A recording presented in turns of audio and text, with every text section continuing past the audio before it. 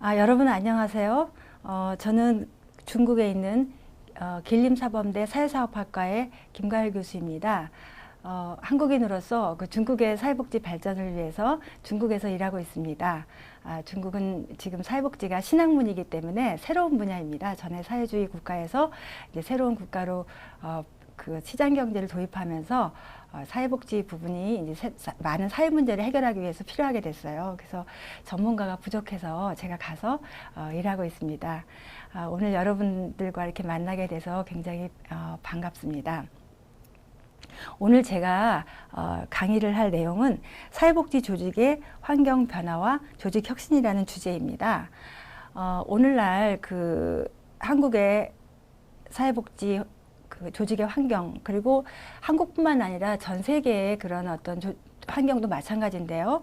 사회복지 영역에 있어서도 뚜렷한 어떤 변화가 나타나기 시작하고 있는데, 그것이 뭐냐면은 바로 시장화와 그 경쟁적인 그런 환경이라는 겁니다.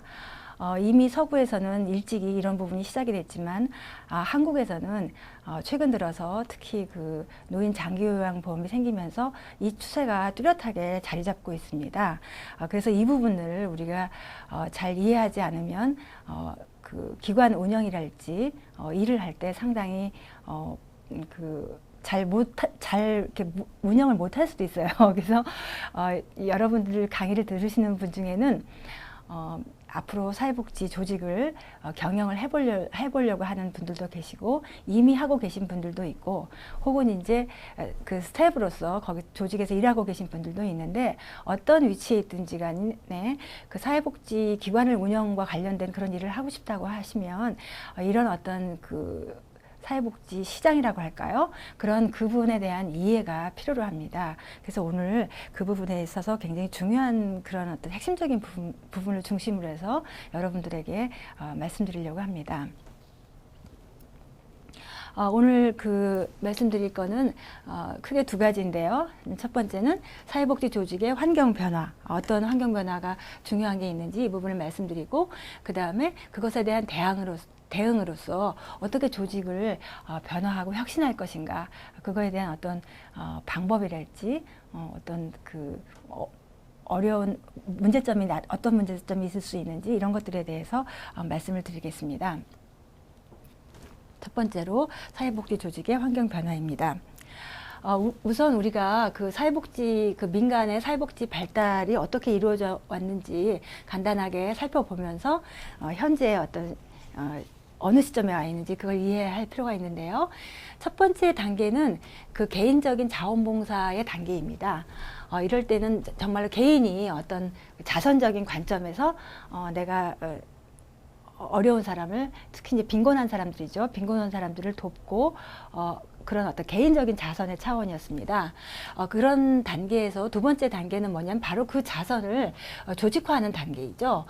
그래서 요 시기에 여러 가지 조금 더 조직화해서 사회복지 법인 같은 걸 만드는 그럼으로써 조금 더 체계적이고 조직적으로 그 자선을 해나가는 그런 것들이 이제 결국은 그 사회복지 기관의 발달이라든지 이런 거에 많은 기여를 했죠. 바로 이제 그 두 번째 단계가 그렇게 조직화하는 단계고요. 세 번째 단계는 전문화와 권리주장의 단계라고 하는데요. 이 시기는 어떤 국가의 책임, 사회복지에 대한 국가의 책임, 이런 부분들이 그 인식이 되고 책임 주체로 나서면서 국가의 어떤 그 사회복지에 대한 투자, 이런 부분들이 확대되는 그런 시기입니다. 그러면서 그 사회복지 그 종사자 같은 경우에도 전문적인 인력을 이렇게 배치하게끔 규정을 만들고 그렇게 기관에서도 하는 그런 단계이죠. 그래서 상당 부분 어떤 사회복지 조직의 전문화, 그리고 그 서비스의 그 수혜자들이 하나의 서비스 이용자로서 권리를 갖게 되는 어떤 그런 단계, 어떤 사회복지 제도가 사회복지가 제도화되고 그것이 어떤 국가의 어떤 하나의 정책으로 중요하게 자리 잡으면서 동시에 시민들에게는 어떤 복지가 일상적으로 이렇게 일상화되는 그런 시기가 바로 세 번째 단계라고 할 수 있겠습니다. 그 다음에 이제 네 번째 단계는 뭐냐? 특히 사회복지 조직의 운영 내지는 경영과 관련해서 중요한 부분인데요. 바로 경쟁적인 시장 단계라는 것입니다. 이 단계는 3단계에서 정부의 어떤 그런 사회복지 재정의 확대랄지 그런 투자 이런 부분들이 증가를 했지만 서비스 수요가 너무나 많기 때문에 국가가 그걸 더 이상 다 하기 힘든 그런 상태에 온 거예요. 그래서 물론 국가가 계속 주도권을 쥐고 그런 부분을 주도를 하지만은 서비스 제공자로서는 기존의 어떤 국가가 직접 혹은 민간 비영리 기업이 주로 하던 그거 갖고는 부족하다는 거죠. 그래서 서비스 제공자를 다양화해서 예를 들면 영리 부분까지 포함해서 그렇게 확대함으로써 이 어떤 그 시장 다원화하고 어떤 경쟁적인 시장에서 경쟁할 수 있게 하는 그런 단계가 바로 4번째 단계입니다. 근데 지금 우리가 처하고 있는 단계는 바로 이 4번째 단계, 경쟁적 시장 단계에 와 있다는 것이죠. 그래서 이 경쟁적 시장화가 돼 있는 이 환경이 어떻게 됐는지 이 배경에 대해서 조금 더 자세히 살펴보기로 하겠어요. 최근에 그 사회복지 대상자들에게는 어떤 그 흐름이 하나 가치라는 측면에서 어떤 게 있냐면은 선택의 자유를 보장하는 그거 가치를 굉장히 중시하는 그런 어떤 추세가 있습니다. 이 부분은 어떤 그 서비스를 과거에는 굉장히 취약계층에만 잔여적으로 제공을 했었죠. 그렇지만 어떤 발달된 그 국가, 선진국가 경제가 발달하고 사회보장 제도가 발달하고 이렇게 하다 보니까 아주 취약계층에게 그 잔여적으로 서비스를 제공하는 것뿐만 아니라 일반 어떤 그 중산층 이상에게도 보편적으로 어떤 사회복지 서비스를 제공하는 그런 것들이 이렇게 정착화되어 가고, 그 다음에 그 취약계층에게도 단지 잔여적으로 이렇게 그 낙인이나 스티그마를 그 수반하는 그런 식의 서비스 제공이 아니라 하나의 당당한 서비스 관리자, 사회권의 하나로서 그 향유할 수 있는 권리자로서 이렇게 그런 마인드로 변화하고 있죠. 그렇게 하다 보니까 어떤 그냥 이렇게 서비스 제공자가 서비스를 만들어서 주면 그냥 할 수 없이 갖는, 그거 질이 어떻든 뭐 그 서비스 내용이 어떻든 그런 게 그냥 무조건 받을 수밖에 없는 그런 상황이 아니라 좀 더 그 인간화된 그런 개념으로서 서비스 이용자, 소비자의 어떤 관점이 발달하면서 그게 뭐냐면은 선택을 중요해. 이 서비스를 더 좋은 서비스를 내가 선택할 수 있다. 이런 어떤 선택의 자유를 보장하는 그런 어떤 가치가 굉장히 그 보편화되고 일반화되는 그런 추세입니다. 이런 것들은 바로 복지 수요가 다양화하고 고급화하고 빠르게 변화하는 그런 것에 대응하는 어떤 가치관이라고 할 수 있어요. 그렇게 되다 보니까 이런 선택의 자유를 보장을 위해서는 바로 그 욕구에 맞는 다양한 어떤 서비스가 제공이 되어야 되고요. 그거에 따라서 서비스 제공자도 다양화돼야 되는 거죠. 또한 이제 아까 말씀드린 것처럼 정부의 그 재정 지원을 계속해서 정부가 확대를 할 수가 없습니다. 뭐 경제도 어렵고 너무 욕구가 많고 이러니까 이런 부분들을 물론 이제 그 취약계층에겐 정부 주도형으로 여전히 그 공공의 서비스를 제공하지만 그 이상의 어떤 다양한 서비스 그 복지 그 서비스에 대한 욕구를 정부 재정으로 다 할 수 없어요. 그러다 보니까 이런 어떤 사회적으로 다양한 서비스 제공자를 참여를 시켜서 그 부분을 이제 해결을 해 나가는 거죠. 그러다 보니까는 그 서비스 공급자의 자격을 완화할 수밖에 없습니다. 완화해서 더 많이 그 사회복지 시장에 그 서비스 제공자를 더 많이 이렇게 공급을 하는 거예요. 그렇게 해서 다양화 시킴으로써 그 클라이언트 혹은 서비스 이용자, 소비자는 거기서 자기에게 욕구에 맞는 어떤 서비스, 혹은 같은 서비스라도 더 질이 좋은 뭐 이런 거를 선택할 수 있게 하는 거죠. 그렇게 하다 보니까 결국은 사회복지 시장에서의 경쟁이 이루어지는 그런 환경이 된 겁니다. 결국은 어떻게 됩니까? 경쟁력 있는 조직만이 서바이벌 할 수 있게 되는 거죠. 서바이벌 하려면은 결국은 사회복지 조직이라는 건 영리 조직이 아니기 때문에 얼마큼 후원금을 많이 얻어오느냐, 정부의 지원을 받느냐 이런 부분입니다. 근데 그렇게 하려면 뭘 어떻게 돼야 됩니까? 살아남아야 됩니다. 서비스 소비자들에게 선택받아야 되는 거예요. 그렇지 않으면은 토퇴하는 거죠. 네, 그렇습니다. 그래서 이렇게 경쟁적 시장으로 사회복지 조직의 환경이 변화했다는 겁니다. 최근 우리나라의 환경을 서비스 시장화, 경쟁화와 관련해서 살펴보면요. 우선 사회복지 예산의 어떤 제약 부분이 사실 최근 몇 년간 많이 있었는데요. 2008년대 금융 위기가 있었죠. 그리고 이제 그때 새 정부가 이명박 정부 들어섰을 때요. 그 이전의 정부에 비해서 상당히 어떤 보수적인 그런 성격을 띄었죠. 그러다 보니까 사실 객관적으로 볼 때 지출을 그렇게 많이 늘리지 않았습니다. 확대하지 않았습니다. 그래서 물론 이제 그걸 축소하지도 많이 그렇게 확 축소한 것도 아닙니다만 늘리지 않았죠. 그렇지만 경제가 어렵기 때문에 요 서비스에 대한 수요는 늘었지만 그거를 그렇게 확대를 확 하지 못한 거죠. 그러니까 항상 이제 재정적인 지금 어려움이랄지 경제의 어려움이 있기 때문에 사회복지 예산을 이렇게 확 늘릴 수가 없는 상황이죠. 여러분들이 요즘에 새 정부 들어서도 여러 가지 사회복지 제도의 연금제도랄지 그런 노인 생활 수입보장, 노인 소득보장과 관련해서 여러 가지 이슈들이 있는데 전부 그것들이 뭐와 관련된 겁니까? 결국은 사회복지 재정이 예산이 굉장히 제약되기 때문에 그런 것들을 그냥 마음은 원이로되 몸이 안 따른다고 여러 가지 복지 제도는 확 발달시키고 보장하고 싶지만 재정 제약이 있는 거죠. 이거는 상당 부분 아직 지속될 것이라고 보고요. 그다음에 어떤 정부의 성격 이런 거하고도 관련이 돼서 존재할 거라고 봅니다.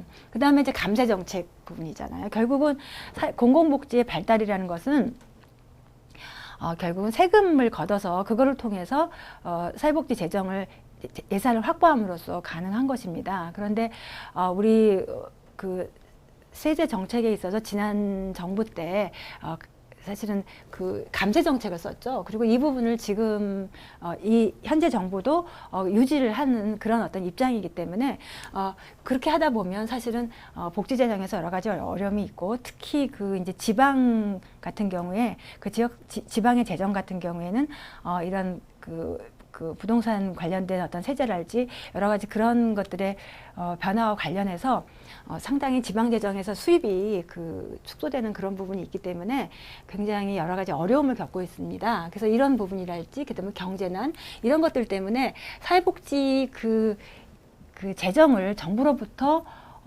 보조금을 받는 거 이런 부분들이 상당히 좀 쉽지 않습니다. 예전에 비해서 그렇게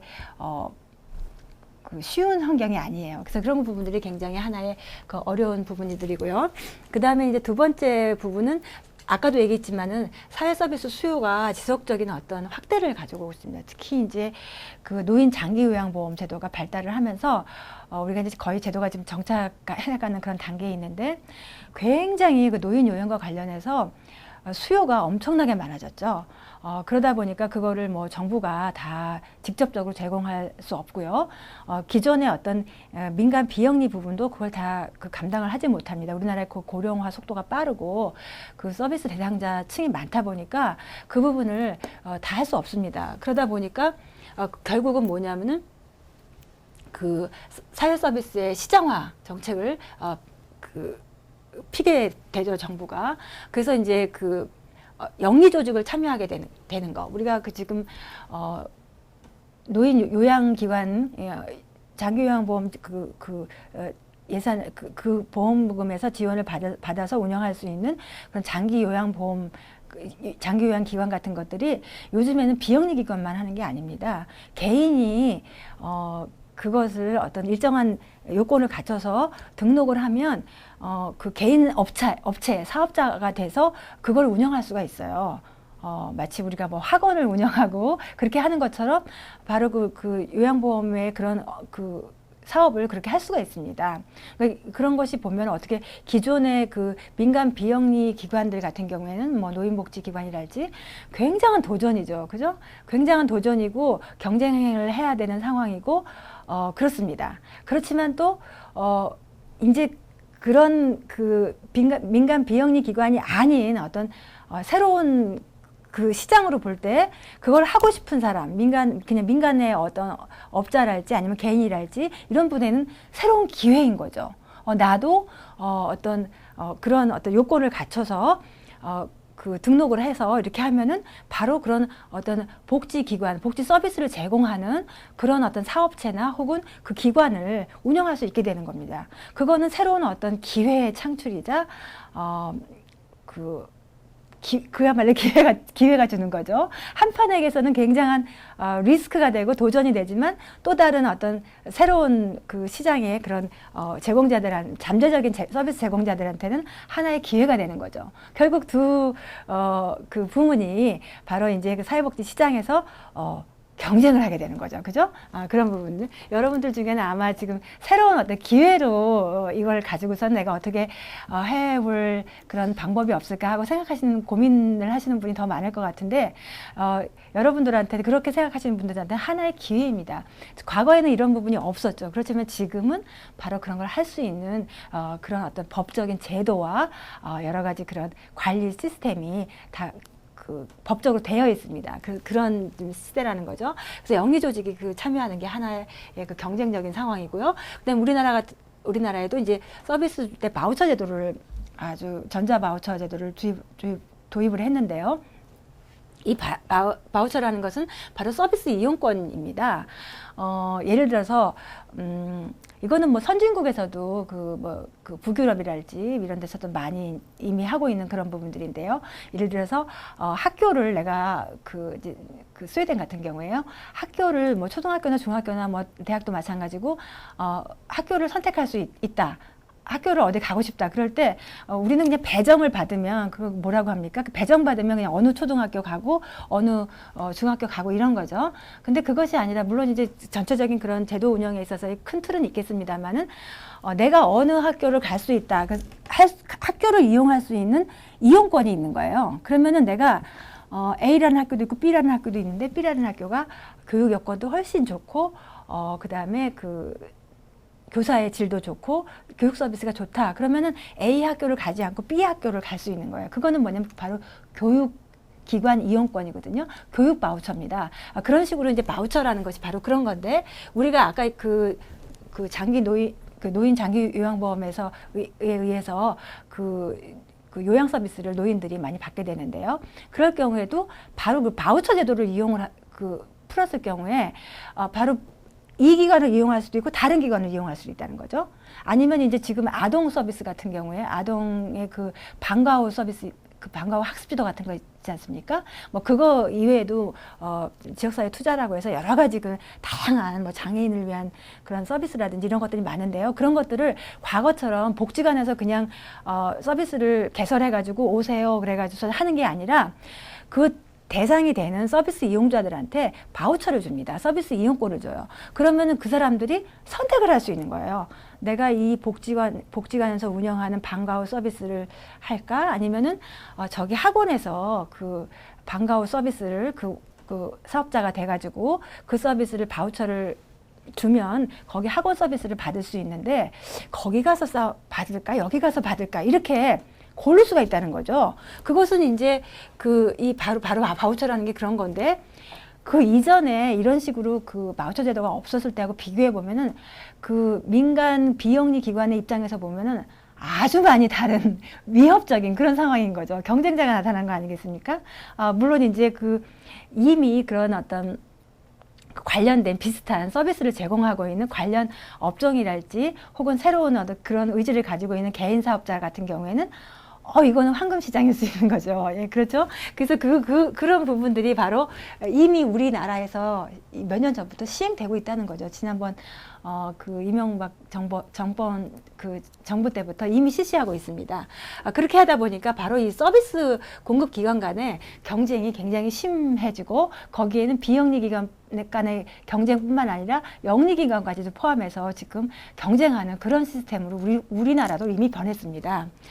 그래서 이러한 환경에 그 대응하기 위해서는 어떤 그 자기 조직을 잘 분석을 해야 돼요. 조직 내부도 분석을 해야 되고 외부 환경도 분석을 해서 그것이 영리 기관이든 비영리 기관이든 결국은 그 변화하는 환경, 경쟁적인 환경에 어떻게 우리가 잘 대응할 수 있느냐, 우리 조직이 그거에 따라서 바로 그 조직이 서바이벌 할 수 있는, 그리고 지속적으로 더 발전하고 성장할 수 있는 그런 게 되는 거죠. 성장한다는 건 뭐냐면 결국은 소비자한테 선택받는다는 거죠. 소비자한테 선택을 받을 수 있을 때 명망을 명성을 얻을 수 있고 좋은 성과를 얻을 수 있고 그런 것들이 지속적으로 어떤 그 조직이 발전할 수 있는 그런 계기가 된다는 거죠.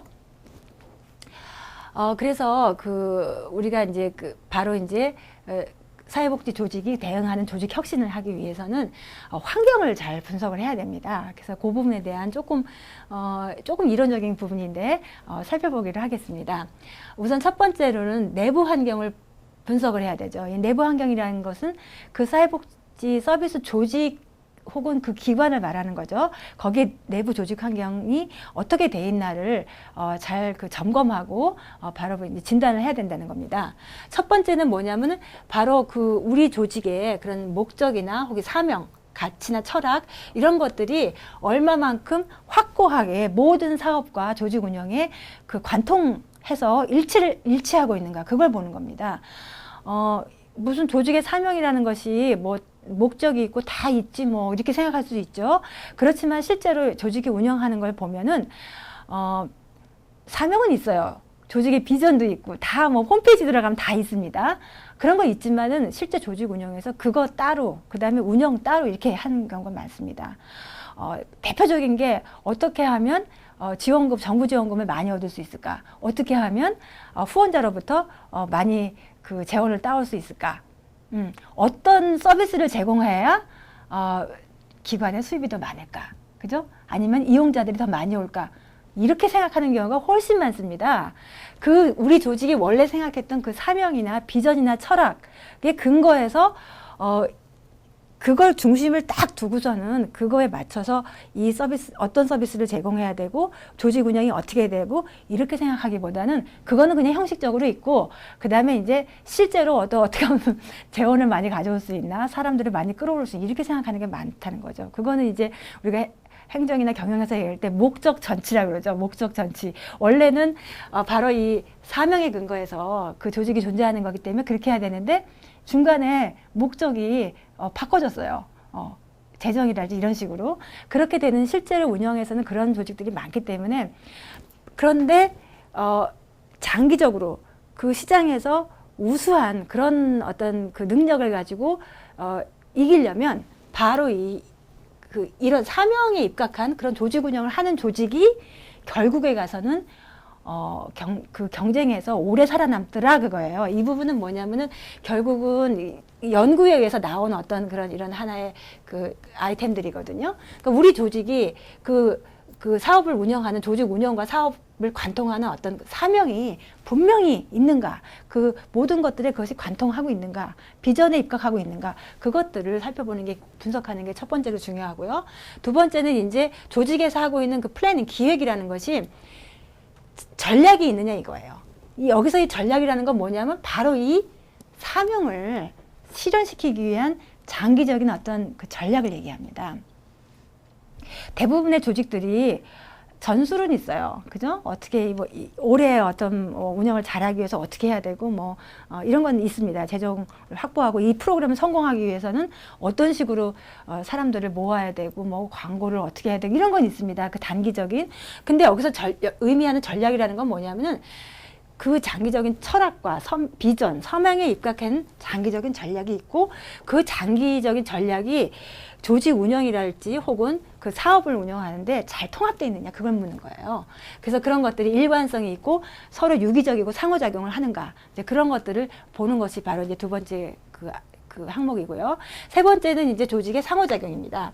각 부서나 프로그램, 단위들 같은 것들이 바로 이 사명과 장기적인 전략에 의해서 유기적으로 잘 이렇게 그 통합되고 있는가, 잘 돌아가고 있나 그런 것들을 보는 거죠. 그 다음에 이제 그 네 번째는 바로 서비스 부분인데요. 그 서비스를 제공이 되면 어떤 서비스들은 물론 단기적으로 이렇게 제공하는 것도 있지만 대체로 기본적인 어떤 조직의 사명이나 목적이 있다고 하면 그 서비스의 내용들은 뭐 계속 개선되고 약간씩 달라질 수 있지만 계속 그 지속성이 있는 거거든요. 근데 그 서비스 하나의 그 내용들 간에는 일치성이 있어야 된다는 겁니다. 작년에 했던 거, 올해 했던 거, 지속성을 가지고 지속적인 어떤 장기적인 성과를 목표로 해서 쭉 그것이 개선되고 이래야 되는 거, 내적인 통일성이 있어야 된다는 거죠. 그런 것들이 얼마만큼 있는가 이런 것들을 보는 것이 바로 이제 이 서비스 아이템이겠습니다. 그 다음에 이제 기술 지원은 뭐냐면은 그 모든 기관의 부서라든지 프로그램이나 단위들이 최신의 어떤 기술을 사용하고 있는가. 예, 계속적으로 새로운 어떤 지식과 정보와 이런 것들을 활용한 그런 기술을 활용하고 있는가. 계속 자기 자신을 업그레이드 해야 된다는 거죠. 그 다음에 마지막으로는 재정 자원입니다. 그 재정이 잘 그 기록되고 있고 투명하게 관리되고 있고 그럼으로써 이 재정이 어떤 그 조직 구성원이나 조직 그 전체를 위해서 잘 이렇게 미래지향적으로 사용되고 있는가 그런 계획을 가지고 있는가 바로 그런 것들을 분석하는 것이 내부 환경의 어떤 그 분석이라고 할 수 있겠습니다. 그 다음에 이제 외부 환경 역시 중요한데 그 패스트 분석이라는 것이 있는데 이걸 간단히 소개를 해드릴게요. 첫 번째는 뭐냐면은 P는 Political Trends입니다. 이거는 이제 정치적 경향이죠. 사실 우리가 조금 아까 노인 장기요양보험에 대해서도 얘기를 했습니다만 사실 그거에 관련된 법규가 생기고 제도가 생기면서 그런 어떤 서비스 영역과 시장이 확대된 거거든요.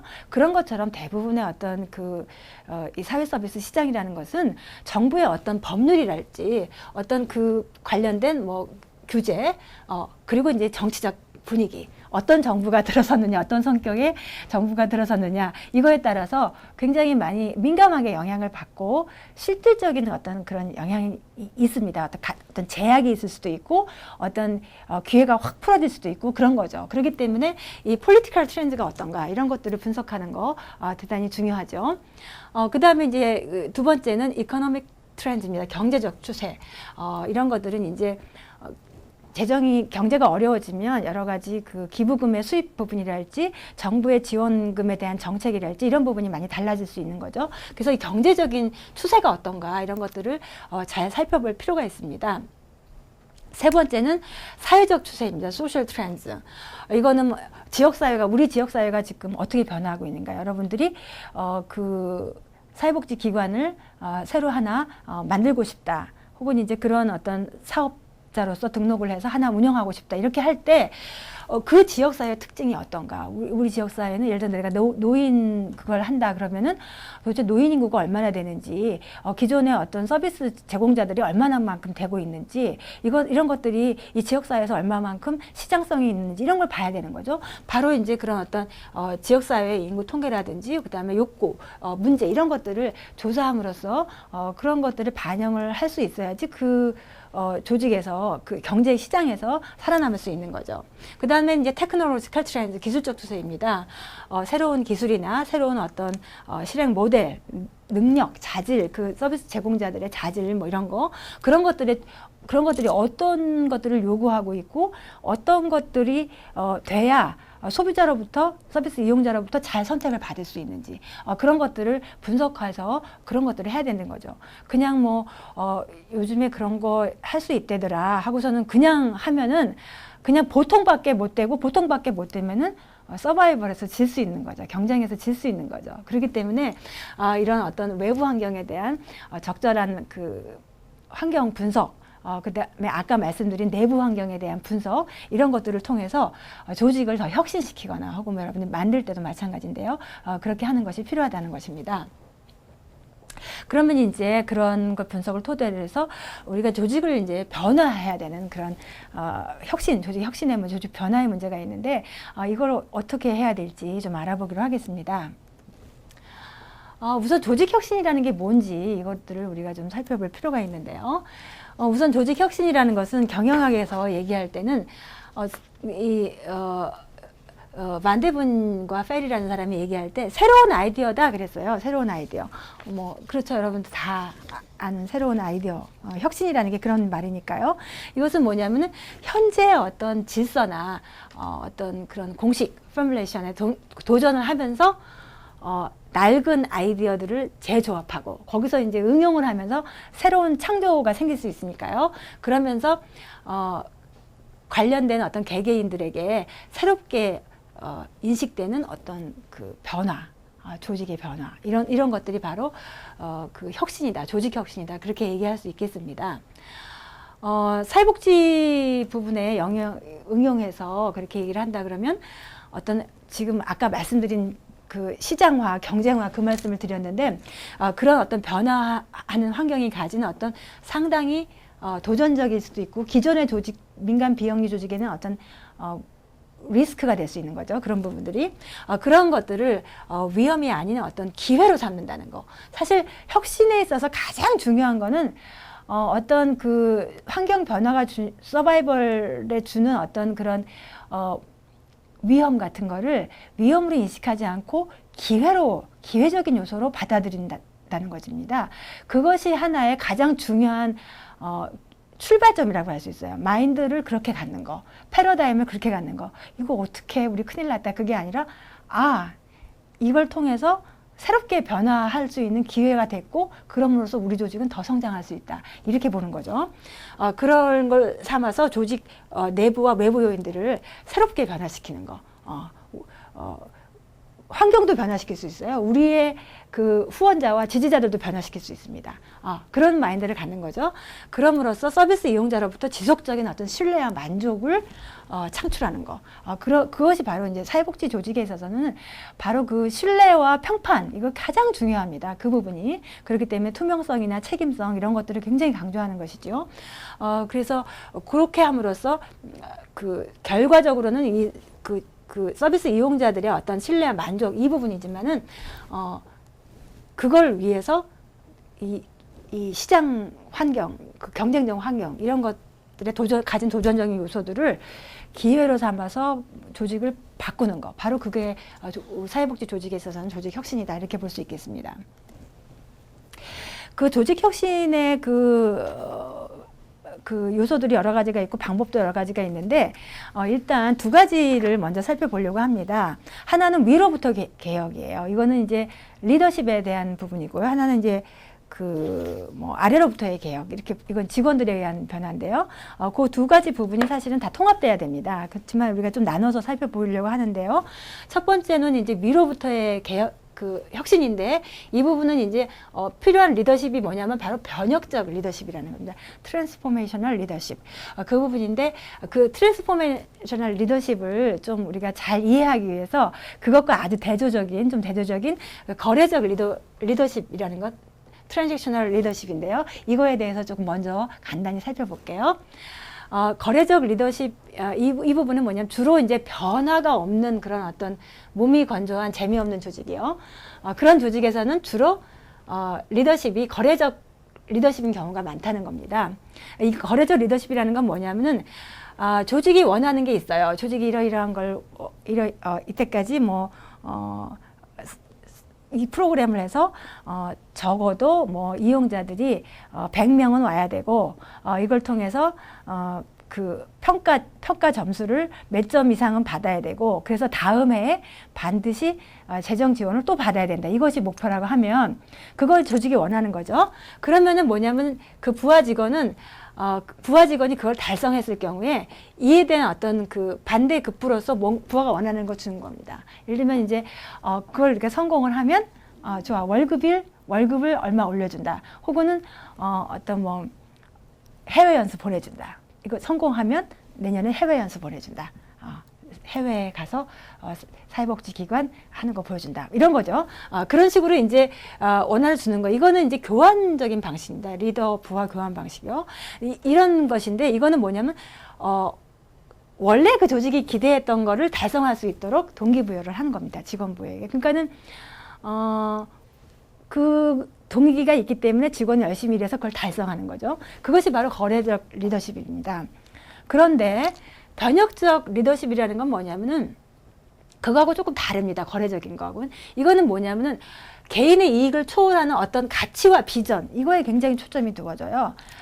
우리가 정말 이 프로그램을, 이 아동복지 프로그램을 우리가 이 지역사회에서 우리 기관을 통해서 이걸 하면 우리 지역에 빈곤 아동이 10%가 감소된다. 빈곤 감소가 10%가 감소되고 그 감소된 그 아동들에게 이러이러한 어떤 삶의 변화가 일어나고 그 가정의 변화가 일어나고 그럼으로써 이 지역 사회가 이렇게 바뀔 수 있고 그 아동의 미래는 이런 가능성을 가지고 그걸 통해서 우리 조직은 이렇게 지역 사회로부터 신뢰를 받을 수 있다. 이렇게 두는 거예요. 아까하고 좀 다르죠. 그러면은 뭡니까?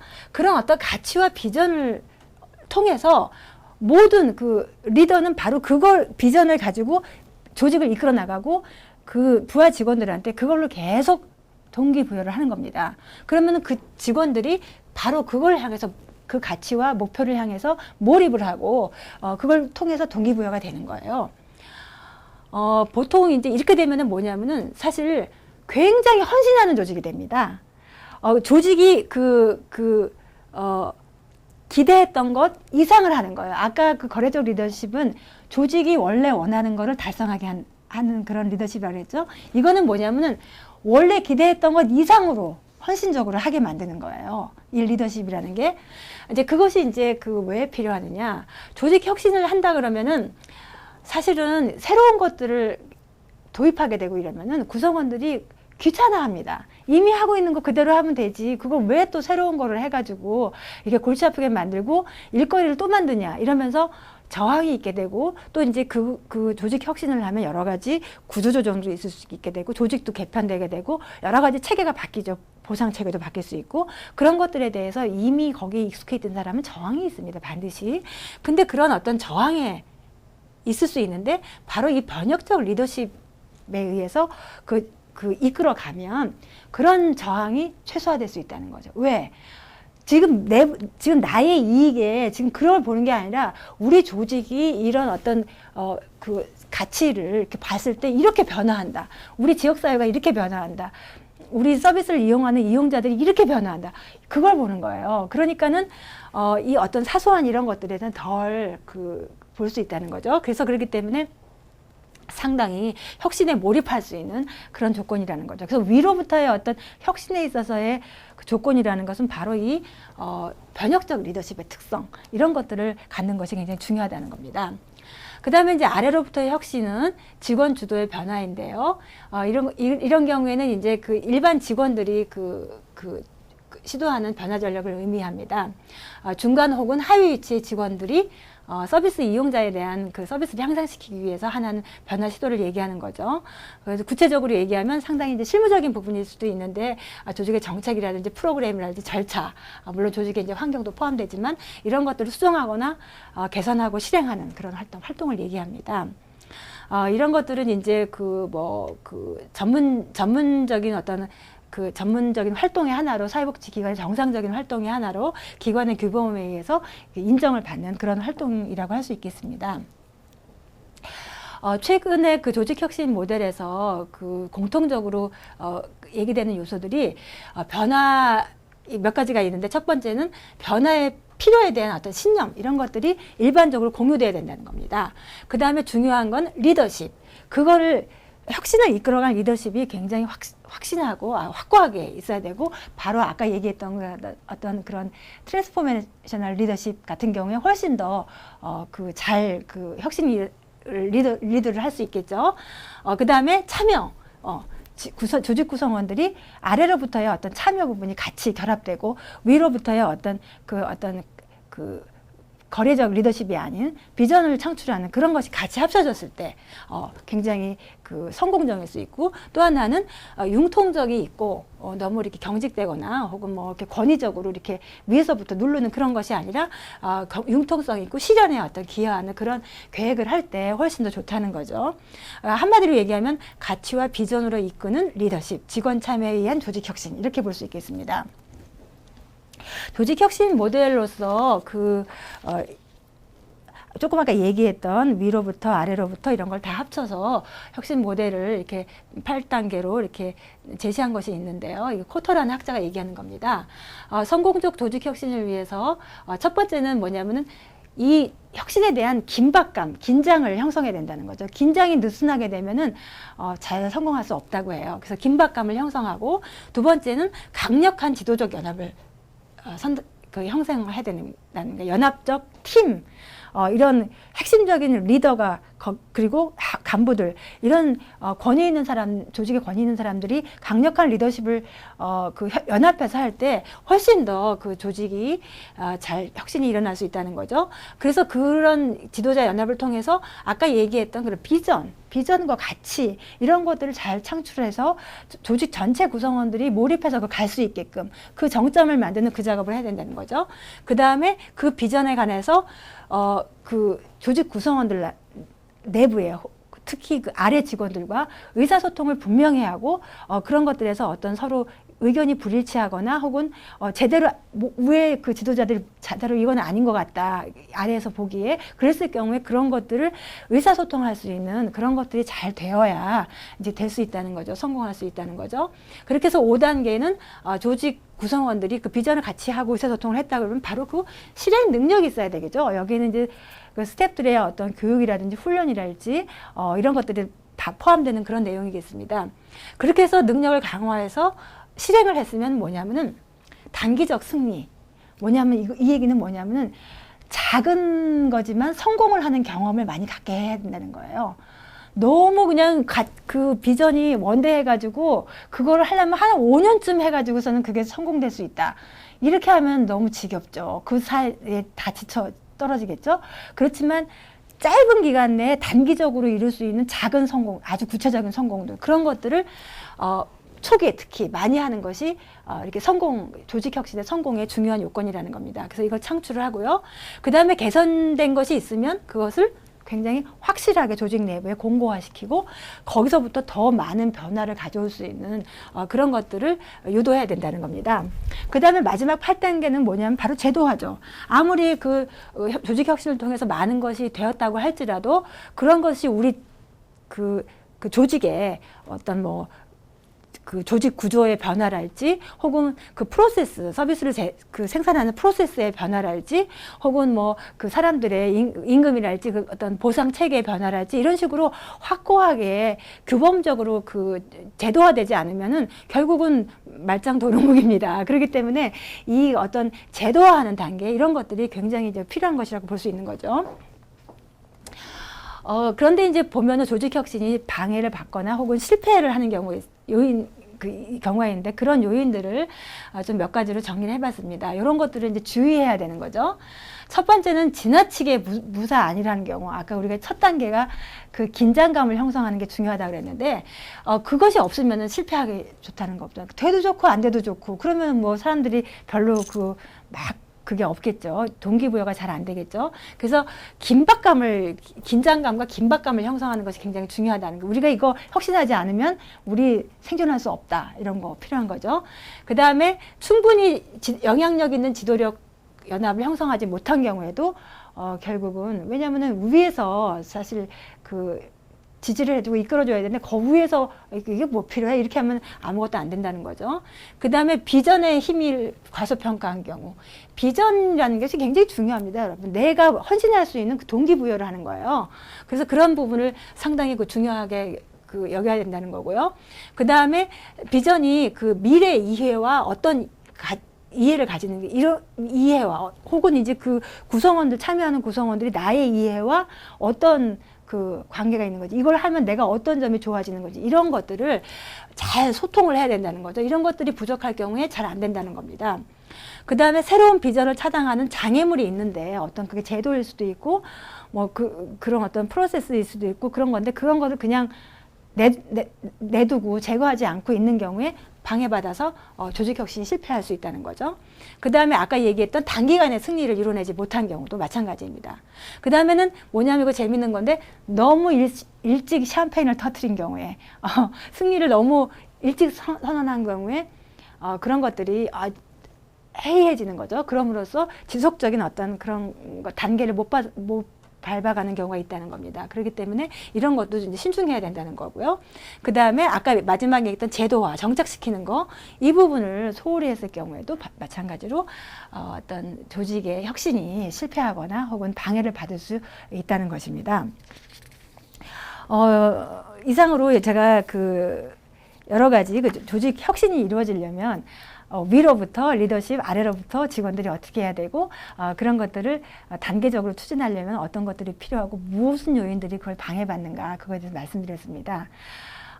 제가 모두에 말씀드린 것처럼 우리 지금 한국에도 사회복지 조직을 둘러싼 환경은 굉장히 치열하고 경쟁적이고 아주 그런 긴박한 그런 상황이 있습니다. 여러분들이 사회복지 조직을 운영하시거나 혹은 새로운 조직에 뛰어들려고 하실 때 바로 이런 환경에 대한 적절한 분석 그리고 조직을 어떻게 변화시켜가고 혁신시켜가고 혹은 이제 새로 만들어갈 것인가 그럴 때 제가 말씀드린 이러한 점들을 이렇게 잘 생각하셔서 여러분이 하시는 일에 응용을 하신다면 조금 더 과학적인 그런 어떤 실천이 되고 조직 운영이 되지 않을까 그렇게 생각합니다. 오늘 저희 강의는 이것으로 마치겠습니다. 여러분 수고하셨습니다. 감사합니다.